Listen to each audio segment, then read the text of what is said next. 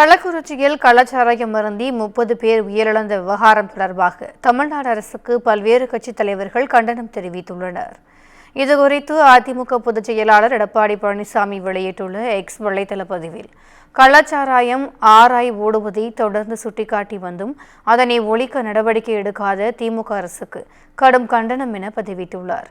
கள்ளச்சாராயம் இல்லை, மெத்தனால் என கூறியது போல மக்கள் வாழ்க்கை விஷயத்தில் வார்த்தை விளையாட்டு விளையாடாமல் கள்ளச்சாராயத்திற்கு எந்த பெயர் இருந்தாலும் அதனை ஒழிக்க நடவடிக்கை எடுக்க வேண்டும் என்றும் அவர் வலியுறுத்தியுள்ளார்.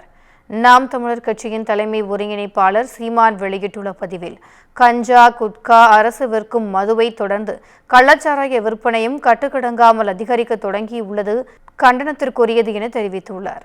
சாராய ஆலைகளை நடத்தும் திமுகவினர் தங்கள் ஆலைகளை இதுவரை மூடாதது ஏன் எனவும், கஞ்சா, குட்கா, கள்ளச்சாராயம் போன்றவை போதைப் பொருட்கள் என்றால் அரசு விற்கும் மதுபானம் புனித தீர்த்தமா எனவும் அவர் கேள்வி எழுப்பியுள்ளார்.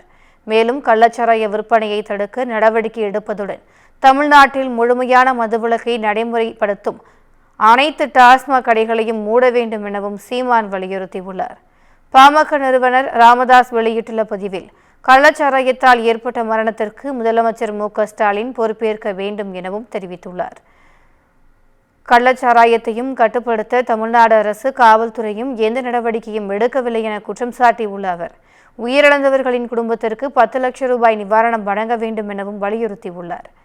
மத்திய இணையமைச்சர் எல். முருகனின் பதிவில், திமுக ஆட்சி பொறுப்பேற்ற நாள் முதல் மது மற்றும் போதைப் பொருட்கள் புழக்கம் பல மடங்கு அதிகரித்துள்ளது என்பதை பலமுறை சுட்டிக்காட்டியும் அதனை போலி திராவிட மாடல் அரசு கண்டுகொள்ளவில்லை என குற்றம் சாட்டியுள்ளார். கட்சி பிரமுகர்கள் மற்றும் அரசு அதிகாரிகளின் துணையுடன் கள்ளச்சாராய விற்பனை பல நாட்களாக நடந்திருப்பதாகவும், இந்த துயர் சம்பவத்திற்கு காரணமானவர்கள் மீது கடுமையான நடவடிக்கை எடுக்க வேண்டும் எனவும் அவர் கூறியுள்ளார்.